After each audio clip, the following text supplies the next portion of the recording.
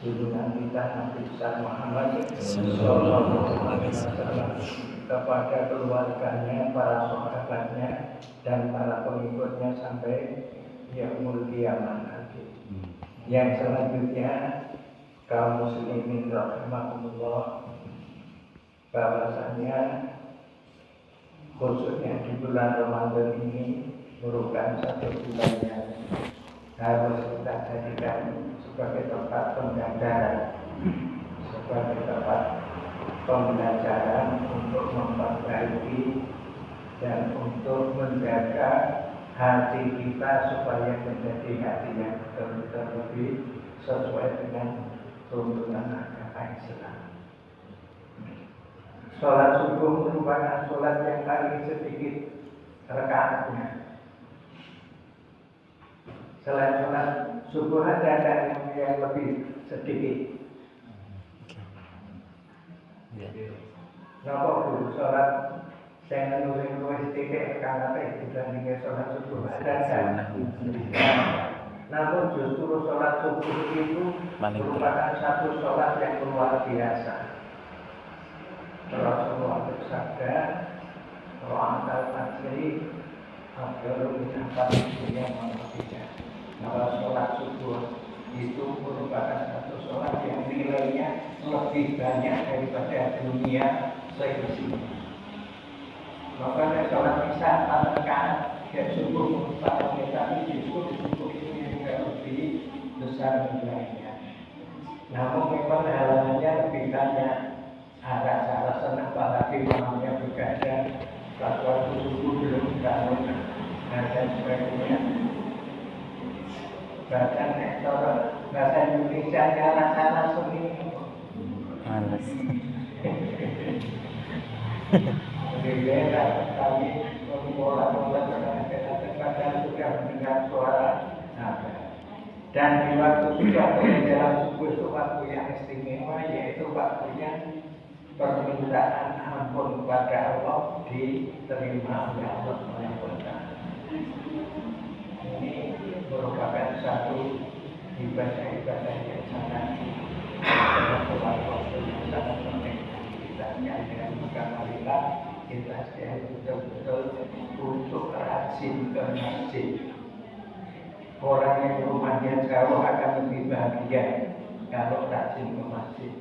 Sebab setiap langkah orang pergi ke masjid, langkah kaki kanan ke masjid itu bernilai sedekah sekali. Kaki kirinya melangkah bisa menghapus dosa. Pinten langkah menghapus jalan sendiri. Tapi pinten anu kaki pinten bukaan cara Rasulullah mengumpamakan seperti itu kan cara Rasulullah dari enten dari kelas atas. Nah, umpama kalau orang mungkin satu terang juga tidak tahu sebenarnya bagaimana. Jadi hari ini merupakan satu semangat bagi kita sekalian. Di samping puasa bisa menghapuskan dosa kita, setiap langkah kita menuju ke masjid merupakan satu penghapusan dosa. Sekali lagi, kaki kanan melangkah bernilai sedekah, kaki kiri melangkah terus bernilai bisa menghapuskan dosa. Namun jangan dipikir-pikir dalam tidur itu berkaitan dengan pasar, tapi terus lagi gimana terjangkau ya tidak benar, berarti kan tidak sesuai dengan tuntunan Rasulullah. Lalu keuntungannya orang yang paling lebih dekat dengan masjid apa? Otomatis masuknya ke masjid lebih awal akan mempersiapkan atau mengatur keadaan masjid itu. Mungkin pikirannya lebih banyak, doanya lebih banyak di masjid itu. Selanjutnya Bapak dan Saudara sekalian yang berbahagia, bahwasanya Allah Subhanahu wa Ta'ala mencipta manusia ini senantiasa diberi petunjuk bagi orang yang mau menerima petunjuk. Petunjuknya Allah itu terdiri dari dua kelompok. Kelompok pertama petunjuk yang sudah diberikan oleh Allah kepada badan kita sebelum kita dilahirkan ke dunia ini. Kemudian petunjuk yang kedua ialah yang diberikan oleh Allah atau disiapkan oleh Allah setelah manusia ini ada di dunia ini. Petunjuk yang ada di badan kita sebelum kita lahir apa? Ada 3 macam. Yang dinamakan pertama al-ghaliyah. Al-ghaliyah itu insting, gawan bayi. Contohnya Pak, gawan bayi itu kalau ada bayi yang menangis, apa ada orang yang mengajari nangis tidak ada, tapi itu insting. Mungkin karena harus atau karena apa, mungkin karena ngompol turun di udara kepenak karena menangis. Tidak ada yang mengajari. Seekor hewan misalnya kambing atau lembu melahirkan anaknya, apa ada yang mengajari kulit apa dengan dagang atau terus mencari data hidupnya atau hidupnya untuk minum? Siapa yang pernah mengajari? Jangan saya bukan beda waktu. Lepas saya dagang pulang mengajar yang lu kudu kayak kulit nusul jadi tidak ada.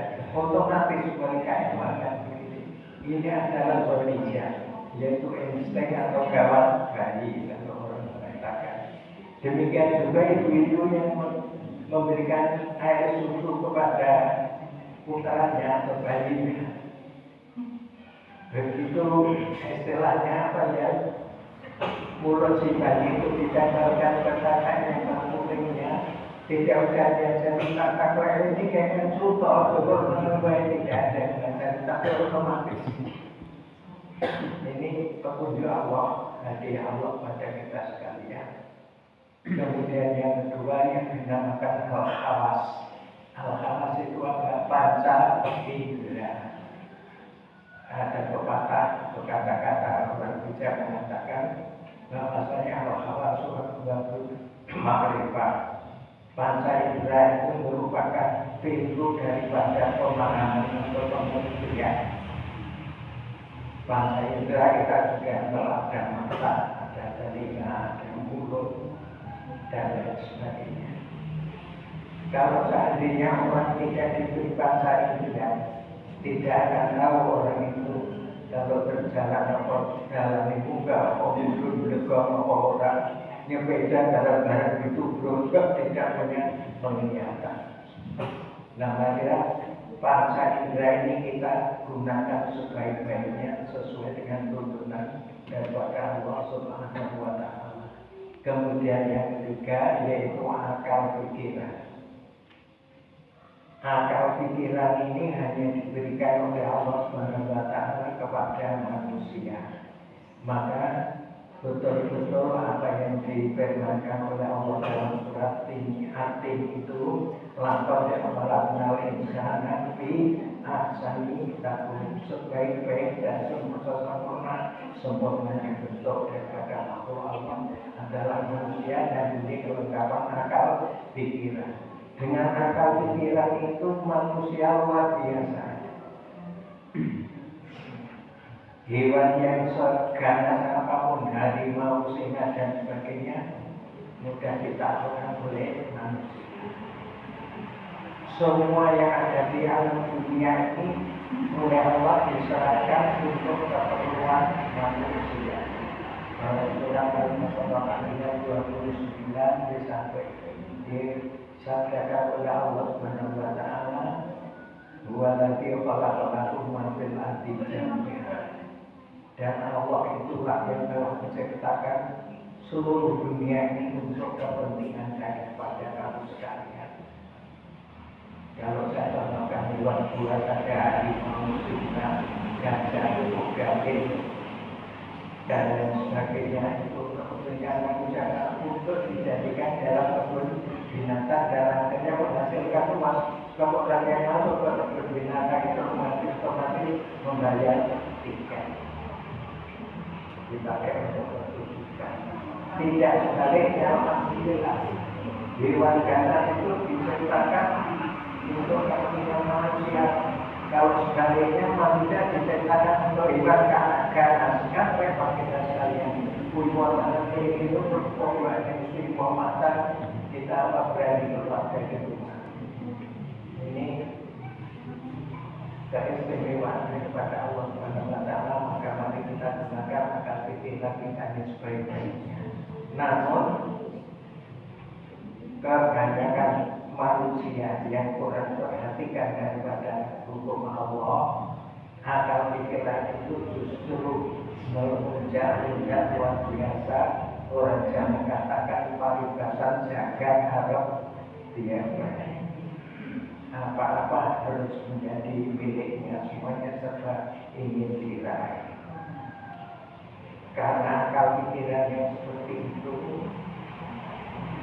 maka terjadilah yang berbeda antara satu negara dengan negara yang lain, adanya perpisahan ekonomi dari negara satu dengan negara yang lain, atau seseorang atau penguasa satu dengan penguasa yang lainnya untuk bisa memeras apa yang ada di sekitarnya agar supaya menjadi miliknya dalam kekuasaan. Maka Allah memberikan hidayah yang kedua yang tidak diberikan oleh Allah sebelum kita ini lagi, yaitu dinamakan adin atau agama, agar supaya agama itu bisa meluruskan, bisa mengatur, bisa menjadikan akal pikiran yang luar biasa seperti itu. Jadi walaupun manusia itu pakainya seperti apa yang memang di dalam Al-Quran dan hadis banyak yang juga akal kita ini bisa menggali ilmu yang ada di dunia sebaik-baiknya. Namun kalau tidak dikendalikan oleh tuntunan agama, maka ilmu itu akan merusak daripada kehidupan dunia ini. Jadi marilah kita rajin untuk belajar agama agar supaya hati kita, pikiran kita yang sedemikian cerdas ini terkendali dan bermanfaat bagi pribadi maupun masyarakat dan negara kita. Demikian sedikit yang dapat saya sampaikan, semoga ada manfaatnya. Kurang minta maaf. Wassalamualaikum warahmatullahi wabarakatuh. Waalaikumsalam warahmatullahi wabarakatuh.